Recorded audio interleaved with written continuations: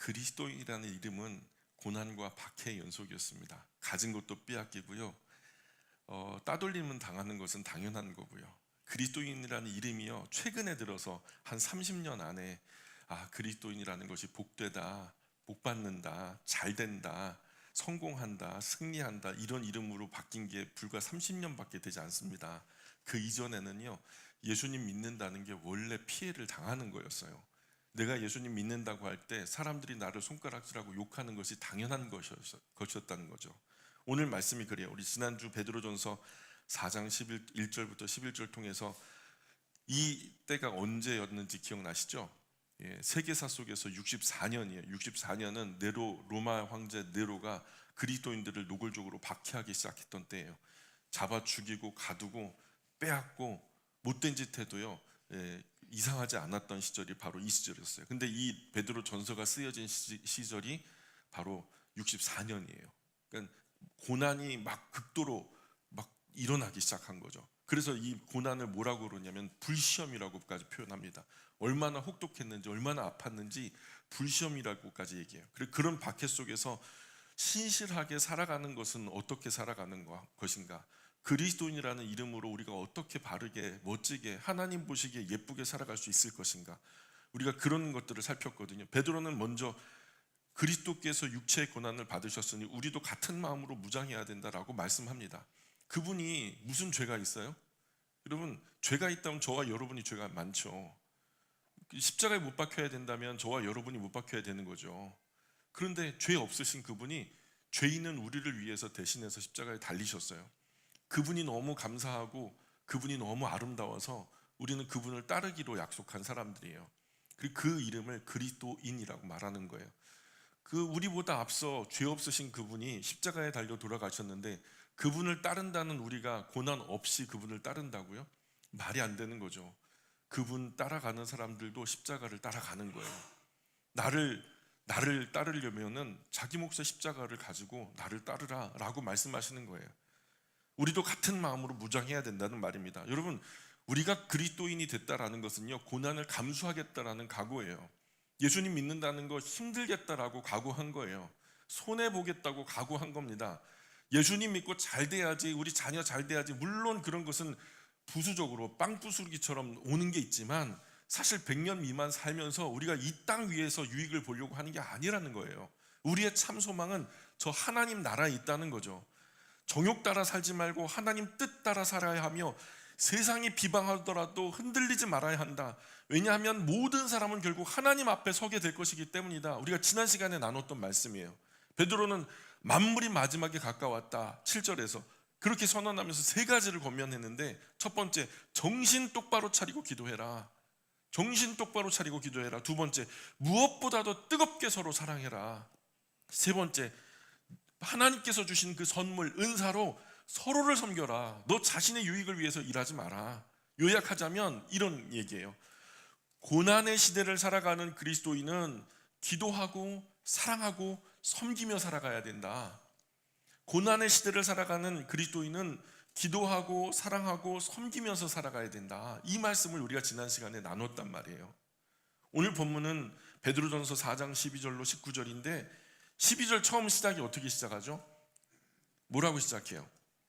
사랑하는 자들아. 여러분, 이 사랑하는 자들아, 이 호칭이요, 어때요? 미워 죽겠어 가지고 사랑하는 자들아 이렇게 부르는 것 같아요? 이 뉘앙스가 분명히 드러나죠. 고난당하는 그리스도인들이 그들을 어떻게 대하는지, 베드로가 그들을 어떻게 대하는지가 가늠해 볼 수 있는 호칭이죠. 책망 이전에 아주 깊은 사랑으로 권면하는 거예요. 자기도 알아요. 같은 고난 당하고 있으니까. 그 고난 속에서 어떤 신앙의 몸부림을 하고 있는지, 어떻게 버티고 견디고 있는지를 아니까 사랑하는 자들아 하는 거예요.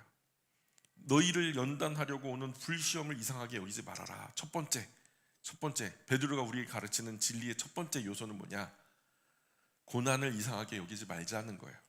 따라해 볼까요? 고난을 이상하게 여기지 말자.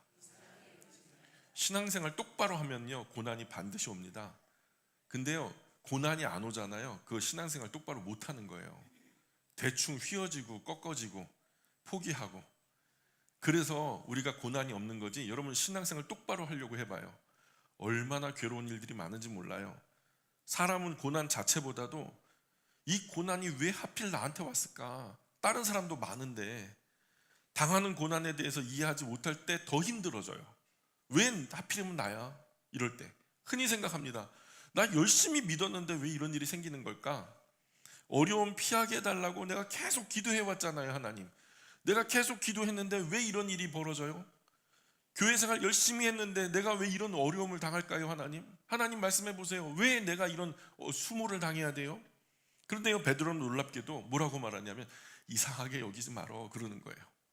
그게 당연한 거야. 그리스도를 따르는 사람에게 고난은 예외가 아니라 아주 지극히 정상적인 일이기 때문에 여러분, 예수님 믿고 잘 되고 편하려고 믿으려면 잘못 믿으신 거예요. 딴 데 가셔야 돼요.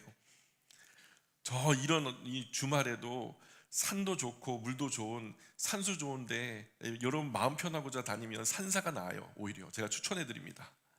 예, 절이 나아요. 예수님도 세상에서 너희가 환난을 당할 것이다. 그러나 담대해라. 내가 세상 이겼다. 예수님 가신 길이 십자가 길이었다면 그분 뒤따르는 그리스도인에게 고난이 있다라는 것은 이상한 일이 아니고 지극히 당연한 일이라는 거죠. 베드로는 이것을 불시험이라고 말해요. 불은 태워서 파괴하기도 하죠. 불에 타서 없어지기도 합니다. 그런데 깨끗하게 정련하기도 해요. 금광석을 불에 넣잖아요. 그러면 금이 없어집니까? 아니죠. 금이 없어지는 것이 아니라 오히려 불순물이 제거됩니다. 순도가 높아져요. 정한 금이 돼요. 베드로는 지금 그리스도인들이 당하는 고난이 바로 그런 것이라고 말해요. 여기서 중요한 것은 연단하려고, 여러분 말씀 성경에다 밑줄 쫙 연단하려고 라는 표현이에요. 연단하려고. 금광석이 불을 통과하면서 정금이 되듯이 하나님은 고난을 통해서 우리의 신앙을 정한 금처럼 순결하게 하신다는 거예요. 그리스도인에게 고난은 반드시 필요하다는 거예요. 그래서 우리의 신앙을 순결하게 하기 위해서 반드시 필요하다는 거예요. 그리스도인의 고난은 우연이 아닙니다. 하나님의 목적 없이 고난을 허락하지 않아요. 욥에게도 그랬죠. 그 사람 다듬고 정결하게 하기 위해서 특별하게 해주신 거죠. 내가 전에는 귀로 듣기만 했는데 이제는 눈으로 봅니다. 나의 가는 길을 오직 그가 하시나니 나를 단련하시는 내가 정금과 같이 주님 앞에 나올 겁니다. 그렇게 고백하잖아요. 고난 당함이 나에게 유익이라 이것을 위해서 주의 율례와 법도를 배우게 되었습니다. 다윗이 말하잖아요. 내가 잘못해서 당하는 고난이 아니라 나름대로 진실하게 신앙생활하면서 잘 살았는데, 정말 하나님 보시기에 부끄럽지 않도록 열심히 살았는데 이해할 수 없는 고난이 찾아왔을 때 하나님 왜 나를 버리십니까? 왜 하필 납니까? 왜 이런 일이 생깁니까? 내가 뭘 그리 잘못했다고 나한테 이러십니까? 이렇게 이상하게 생각하지 말기를 바랍니다. 왜냐하면 구주 예수님을 따르는 사람에게 고난은 예외적인 사건이 아니기 때문입니다. 예수님도 십자가 지셨고 그분 가까이서 따랐던 사도들도 다 핍박받다 순교당해 죽었고 초대교회 그리스도인들도 환난을 겪었다는 거예요.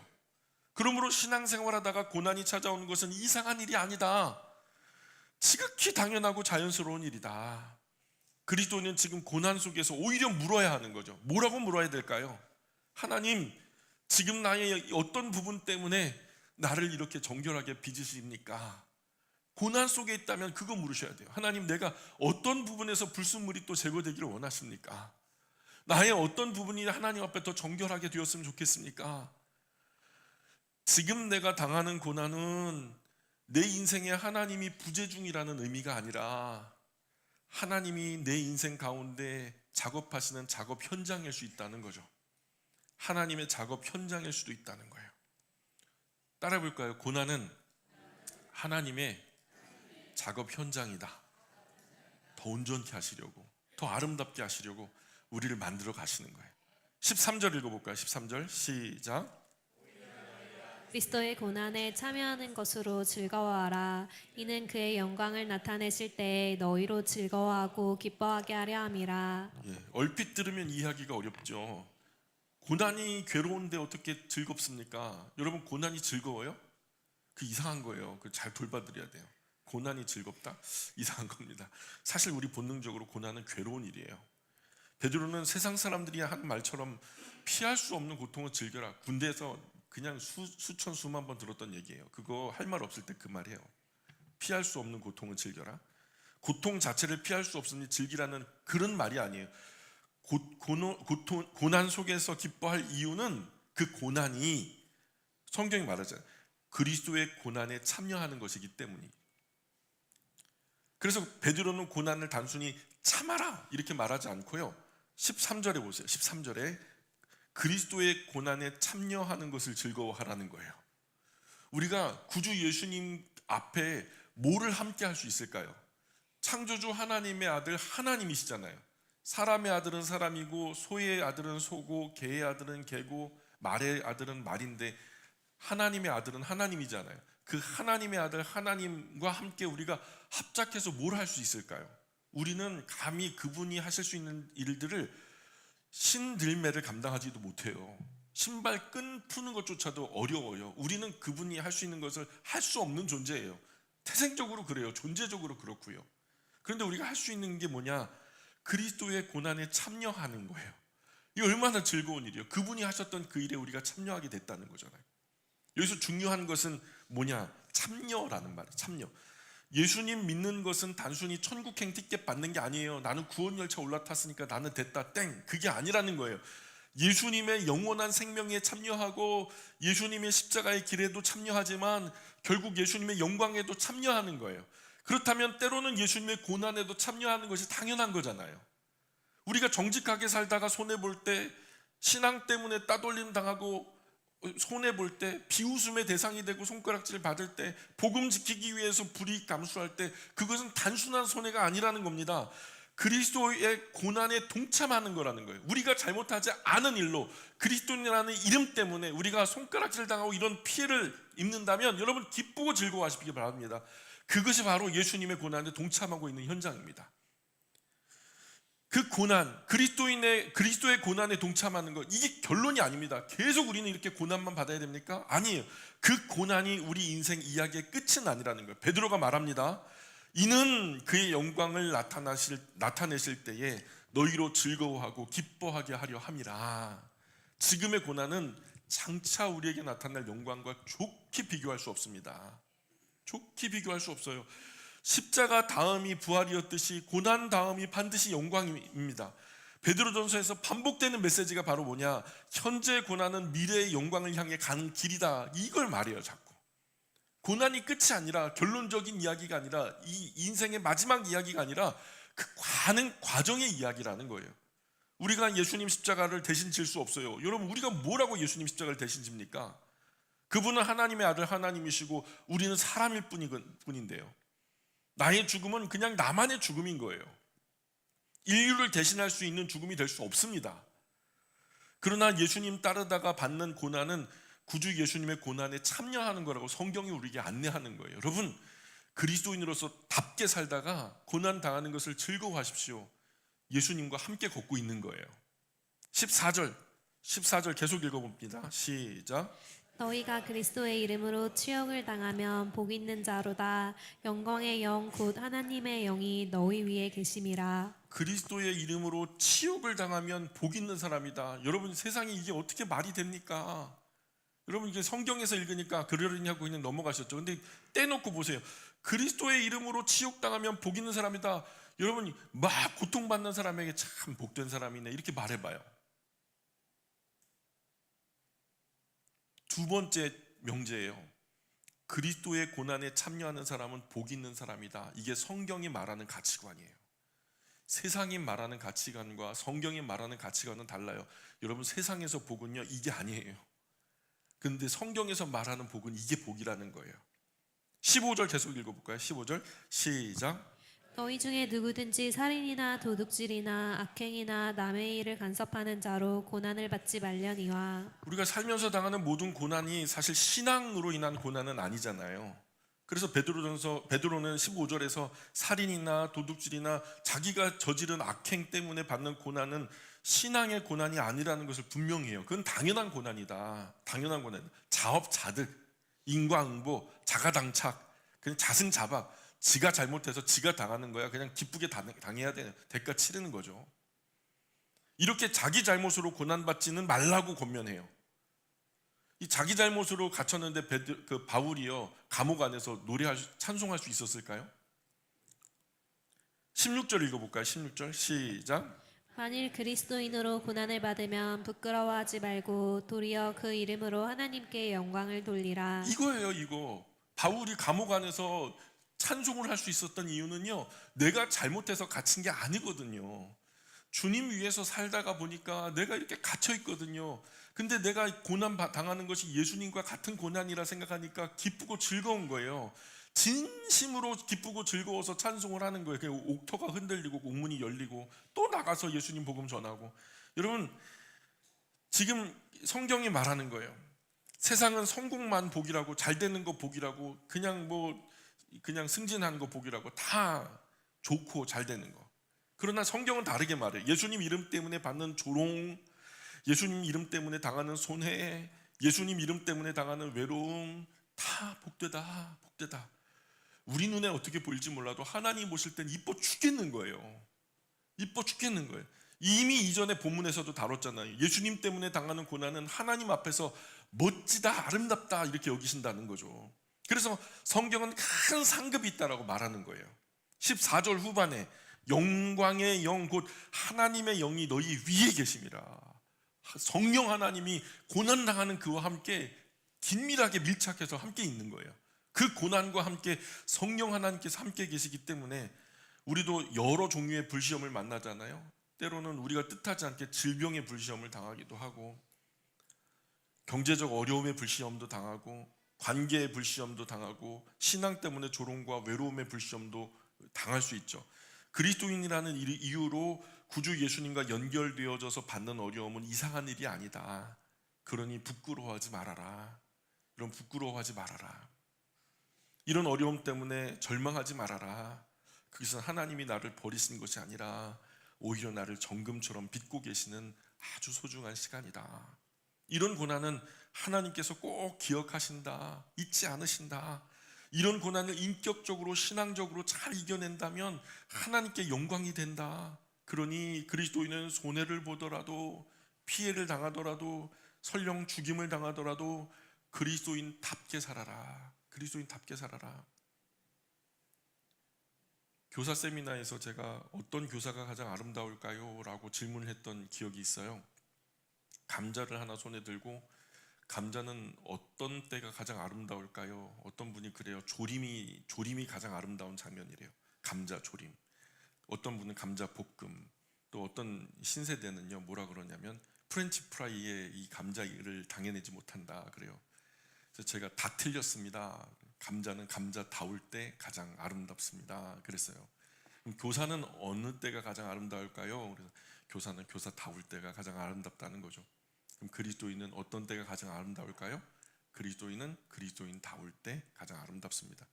요즘 그리스도인이면서 세상 사람인 척, 그리스도인 아닌 척 하는 사람들이 너무 많아서 피하 식별이 참 어려워요. 분명히 하세요. 구별할 수 있도록. 그게 거룩입니다. 17절 계속 읽어봅니다. 17절 시작. 하나님의 집에서 심판을 시작할 때가 되었나니 만일 우리에게 먼저 하면 하나님의 복음을 순종하지 않은 자들의 그 마지막은 어떠하며. 이 부분 베드로전서 전체에서 정말 엄숙한 부분이에요. 17절 하나님 집에서 심판을 시작할 때가 되었다라고 하는데, 여기서 하나님의 집은 지금 베드로는 무엇을 머릿속에 두고 하는 얘기냐면 교회를 머릿속에 두고 하는 말이에요. 하나님의 백성, 교회는 곧 하나님의 구별해서 따로 모아놓은 백성을 말하는데 하나님의 자녀들을 말하죠. 그래서 세 번째 명제는 뭐냐? 심판은 하나님의 집에서 시작된다. 심판은 하나님 집에서 시작된다. 그렇다면 왜 심판이 하나님 백성에게 먼저 시작될까요? 하나님의 자녀부터 왜 그렇게 심판을 시작하실까요? 구약에서도 비슷한 장면이 나와요. 하나님은 이스라엘을 심판하기 전에, 세상의 열방의 나라들을 심판하기 전에 자기 백성을 먼저 다루고 있어요. 이스라엘의 범죄를 먼저 징계하고요, 예루살렘의 타락을 먼저 지적합니다.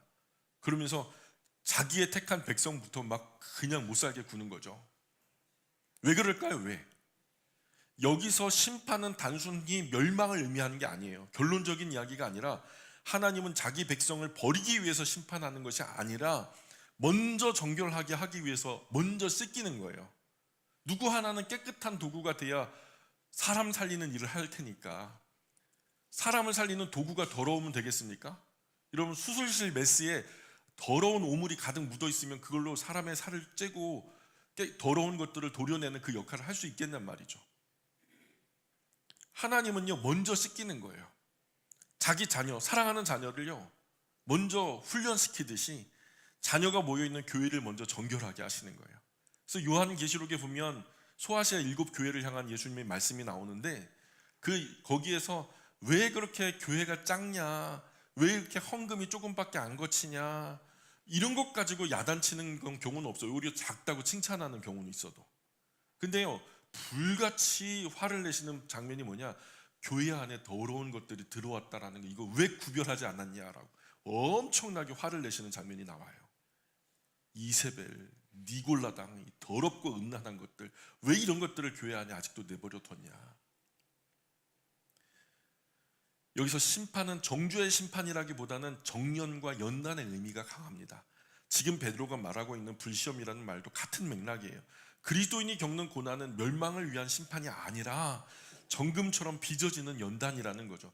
세상은 하나님 없이 살 수 있다라고 생각해요. 하나님이 없이 살아왔고 없이도 살 수 있고, 뭐 하나님 있으나 없으나 뭐 똑같지 뭐. 그러나 그리스도인은 하나님 없는 삶은 상상도 못하는 거예요. 그리스도인은 실존하시는 하나님 앞에서 자신을 돌아볼 수 있어야 합니다. 만일 우리에게 먼저 하면 하나님의 복음을 순종하지 않은 자들의 그 마지막은 어떠하며, 그렇죠? 말씀에 그렇게 나오죠. 베드로의 논리는 뭐냐면, 하나님이 자기 백성도 이렇게 엄중하게 다루신다면 하나님 거부하는 사람들의 마지막은 얼마나 더 엄중하겠는가 하는 말이에요. 여기서 강조점은 그리스도인이 아니라 복음을 거부하는 사람들이. 지금 그리스도인들은 큰 핍박을 받고 있죠. 겉으로 보면 세상이 이긴 것처럼 보여요. 그리스도인들은 수세에 몰려서 다 이제 곧 있으면 잡혀 죽고 갇히고 끝날 것 같죠. 겉으로 보면 결국 로마 제국이 이긴 것 같죠. 천년의 제국. 그러나 베드로는 아니다. 지금 그리스도인들이 고난 받고 있지만 마지막에는 하나님께서 이 모든 것들을 바로 잡으실 것이다. 그리스도인의 고난은 연단의 의미일 뿐이지만 복음을 거부한 사람들의 마지막은 참혹한 심판이 될 것이다. 그러므로 그리스도인은 현상만 보고 낙심할 것이 아니라는 거죠. 고난은 때때로 우리 신앙의 진실함을 드러내는 거울이 됩니다. 고난 당하기 전에는 누가 믿는 사람인지 누가 믿지 않는 사람인지 누가 참 신앙인인지 그냥 종교인인지 몰라요. 가늠하기가 어려워요. 복음을 들었을 때 그저 그걸 머리에 쌓는 지식적인 종교인인지, 복음을 들었을 때 그 복음의 주인이신 구주 예수님 앞에 무릎을 꿇는지.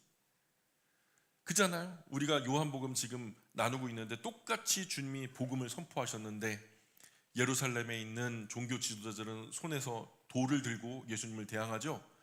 그러나 갈릴리 지역 외딴 데에 견두리에 있었던 소시민들은요, 예수님이 복음을 전하니까 무릎을 꿇어요. 똑같이 복음이 선포되는데 누구는 돌을 들고 누구는 무릎을 꿇더라는 거죠. 복음이 그런 거예요. 18절 계속 읽어봅니다. 18절 시작. 또 의인이 겨우 구원을 받으면 경건하지 아니한 자와 죄인은 어디에 서리요. 이 말씀이 참 오해가 많은 구절입니다. 의인도 간신히 구원을 받는다는 말처럼 들리죠. 그러나 본문의 의미는 구원이 어렵다는 말이 아니에요. 지금 베드로가 잠언 11장 31절을 인용해가지고 온 건데, 여기서 겨우라는 말은 많은 환난과 여러 어려운 과정을 거쳐서라는 의미예요. 그러니까 의인도 이 땅 위에서 수많은 고난과 역경, 연단을 통과해서 결국 완전한 구원에 이르게 된다는 뜻이죠. 그냥 단번에 그냥 심플하게 아주 그냥 깔끔하게 구원받으면 얼마나 좋아요. 근데 그렇지 않다는 거예요. 구원의 과정이, 이 구원의 서정이라고 해요. 신학적으로 구원의 서정이 그렇게 가볍지 않아요. 내가 깎이고 내가 달라져야 되거든요. 어떤 분들은 산을 옮길 믿음이 있다. 산 못하러 옮겨요. 잔 파괴나지. 산이 옮겨지는 건 쉬워요. 요즘에 보니까 1년도 안 돼서 산이 옮겨지더라고요. 근데 산이 옮겨지는 것보다 뭐가 진짜 어렵냐면 내가 옮겨지는 게 진짜 어렵더라고요. 실제 베드로전서 전체가 그것을 말해요. 그리스도인은 불시험을 당하고 있고 핍박받고 있고 눈물 흘리고 있고 그 가운데 인내하며 살아가고 있어요. 그런 신앙의 길이 쉽지 않다는 거예요. 그러나 결국 하나님께서 붙들어 주실 것이기 때문에 반드시 결국 온전한 구원에 이르게 될 거다. 그러므로 이 말씀은 그리스도인도 간신히 살아남는다는 그런 의미가 아니라 그리스도인도 이렇게 많은 연단을 통과한다면 하나님 없이 사는 사람들은 어떻게 설 수 있겠는가, 그런 의미죠. 아무나 얻는 구원이 아니라는 거예요. 이 말씀은 우리에게 두 가지를 가르치는데, 첫 번째는 고난을 당한다고 하나님께 버림받은 거 아니다. 여러분, 고난받는 그리스도인들이 하나님께 버림받았다라고 생각할 수 있어요, 없어요? 이제 예수님 믿은 지 몇 년밖에 안 됐어요. 우리처럼 수십 년을 신앙생활을 하면서 잔뼈가 굵은 그리스도인들이 아니란 말입니다. 이제 간 예수님 믿기 시작했는데 급하게 또 나라가 그냥 막 정책적으로 그리스도인들을 박해하기 시작하면, 야, 이거 뭐 하나님 안 계신가 보네, 하나님이 우리를 버렸나 보네, 이런 생각 할 수 있죠. 근데 그게 아니라는 거예요. 지금 그리스도인이 겪는 고난은 버림받았다는 증거가 아니라 하나님께서 다루고 계신다는 증거라는 거죠. 불순물 투성이 금광석이 불 속에 들어가서 정한 금이 되어 가듯이 하나님 그분의 자녀를 불같은 시험으로 연단하고 계시다는 거예요. 그러므로 고난 가운데서도 하나님이 나를 버리셨다, 이런 생각하면 안 된다는 거예요. 오히려 하나님이 지금도 나를 붙들고 계시구나, 나를 지금도 깨끗하게 정결하게 만들어 가시는구나, 이렇게 생각하는 것이 성숙한 그리스도인이다. 두 번째, 마지막 심판은 반드시 있다는 거죠.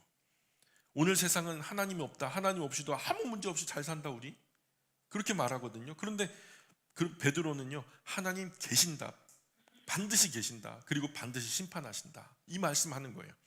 하나님의 공의는 반드시 신원하심으로 나타납니다. 그러므로 그리스도인은 세상 부러워하지 말고, 지금 잘 나가는 세상 부러워하지 말고, 그 어떤 어려움 속에서도 결국 심판하실 하나님 앞에 하나님을 경외하면서 겸손히 살아가야 된다라는 그런 말씀을 하고 있어요. 17절 18절은 그리스도인 겁주기 위한 말씀이 아니라 오히려 지금 너희가 당하는 고난은 하나님이 버렸기 때문에 당하는 것이 아니라 하나님께서 너희를 정결하게 하는 과정이다. 그러므로 낙심하지 말고 끝까지 그 신앙 지켜라. 너 지금 하고 있는 그 신앙 너무 귀한 거야. 베드로전서 전체 흐름대로 말하자면 현재의 고난은 잠깐이지만 장차 나타날 영광은 영원한 거다. 그러므로 그리스도인은 불시험 가운데 소망 잃지 말고 끝까지 구주 예수님 바라보며 살아가야 하는 거야. 잘하고 있어, 잘하고 있어, 계속 잘해야 돼. 19절 시작.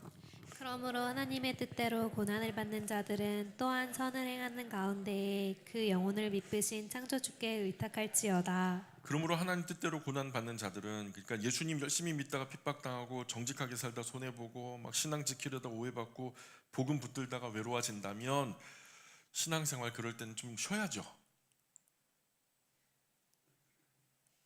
좀 쉬어야죠. 고난 받는데. 아멘입니까? 쉬라는 얘기가 아니라 그런 얘기가 아니죠. 계속 고난을 받더라도 계속 신앙생활 또는 선을 행하는 가운데 말씀이죠. 고난 받으니까 지금 잠깐은 신앙생활도 멈추고 선한 일도 멈추라는 말을 하지 않고, 고난 받더라도 지금 계속 선한 삶을 살아라. 너가 하는 그 선한 일들 계속 해라. 비난 받아도 정직해라. 억울해도 뜨겁게 사랑해라. 손해봐도 그 신앙 지켜내라. 이게 쉬운 일입니까? 전혀 쉽지 않죠. 그래서 베드로는 그 다음 말을 덧붙여요. 고난 받으면 사람 쉽게 변합니다. 억울하면 악으로 갚아주고 싶고, 상처받으면 사랑하기 싫어지고, 손해보면 포기하고 싶어지고. 그런데 베드로는 놀라운 말을 하죠. 선을 행하는 가운데. 정말 중요한 건 성경은 고난이 없어질 거라고 말하지 않아요.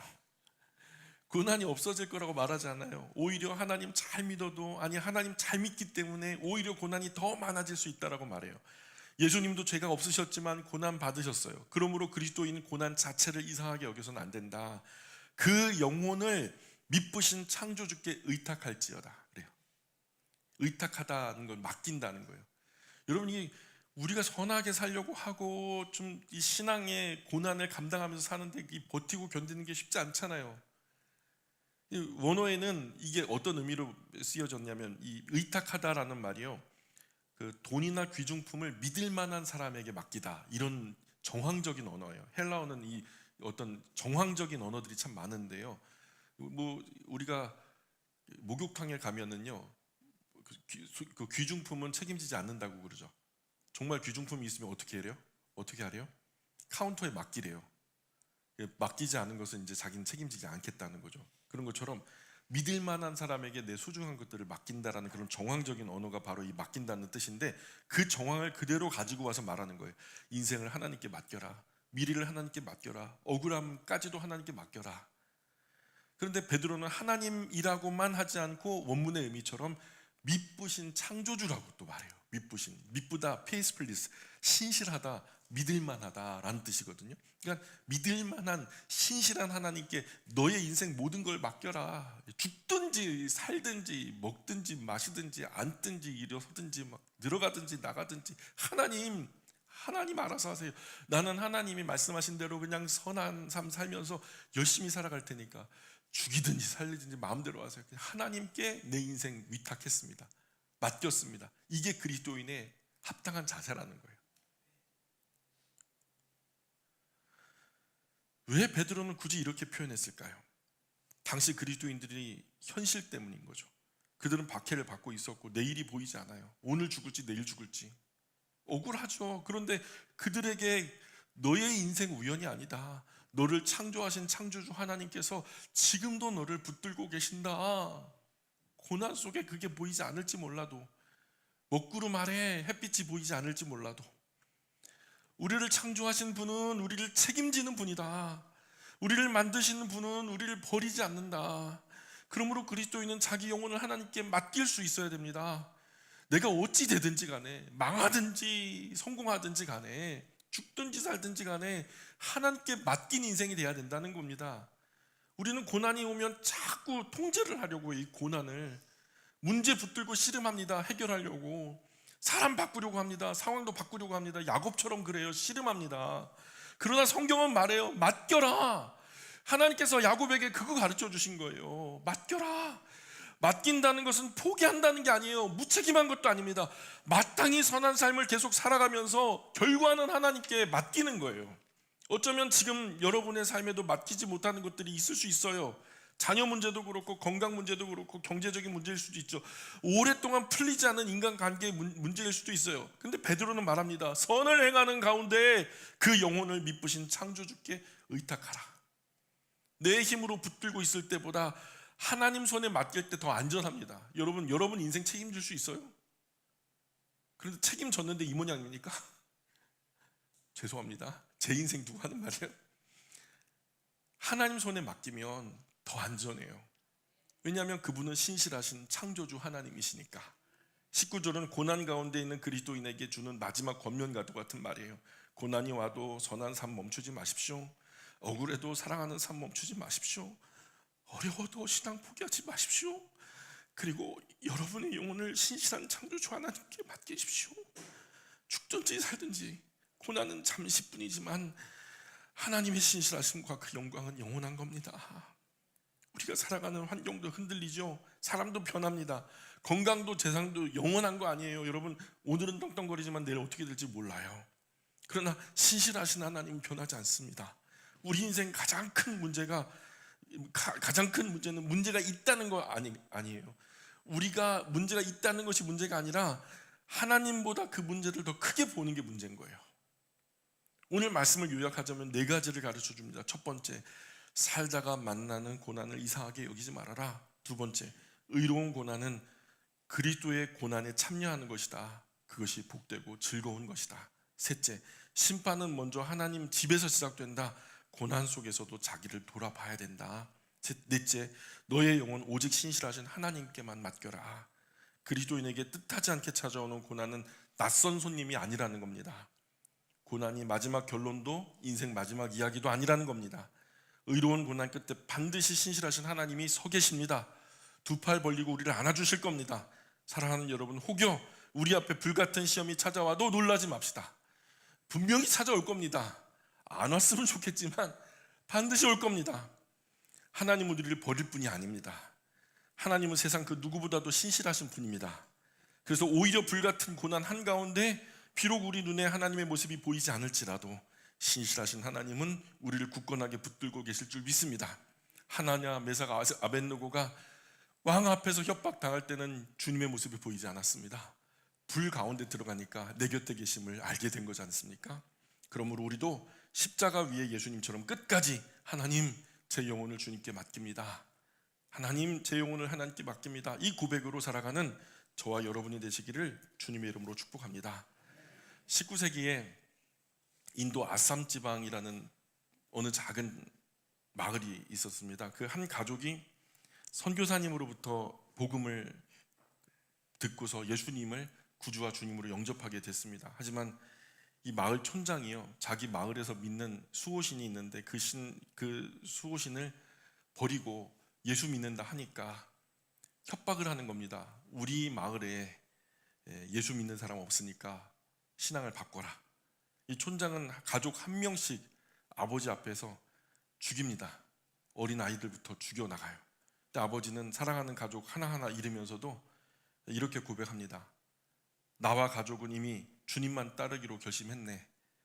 비록 아무도 함께 가지 않는다 해도 나는 주님만 따르겠네.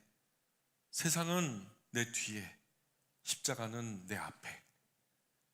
그래서 아버지와 가족은 끝까지 신앙 지키다가 순교를 당합니다. 그 고백이 오늘 우리가 부르는 찬양 중에 여러분 잘 아는 주님 뜻대로 살기로 했네라는 찬양 아시죠? 주님 뜻대로. 그게 인도 전통 우리식으로 말하면 아리랑 같은 노래에다가 가사를 붙인 노래인데 우리 한번 그 찬양 나눠볼까요?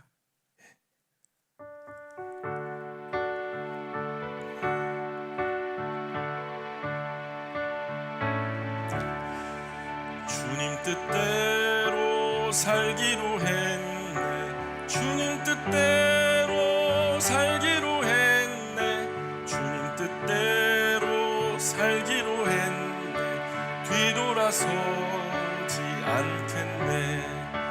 이 세상 사람 남 몰라줘도, 이 세상 사람 날 몰라줘도, 이 세상 사람 날 몰라줘도 뒤돌아서지 않겠네. 세상 등지고 십자가 보내. 세상 등지고 십자가 보내. 세상 등지고 십자가 보내. 뒤돌아서 우리 다시 한 번만 찬양할까요? 주님 뜻대로, 주님 뜻대로 살기로 했네. 주님 뜻대로 살기로 했네. 주님 뜻대로 살기로 했네. 뒤돌아서지 않겠네.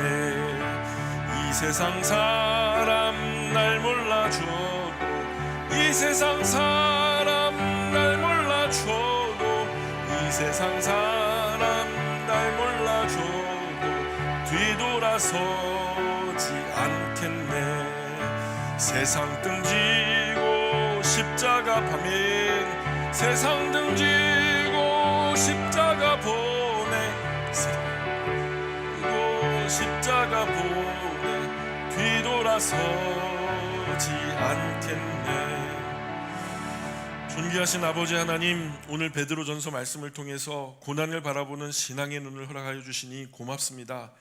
저희가 고난이 찾아오면 이상한 일처럼 여기고 왜 이런 일이 내게 일어나는지 원망하며 낙심할 때가 많았습니다. 그러나 오늘 말씀을 통해서 그리스도를 따르는 길에 고난이 있는 것이 이상한 일이 아니라는 것을 배우게 하여 주시니 고맙습니다.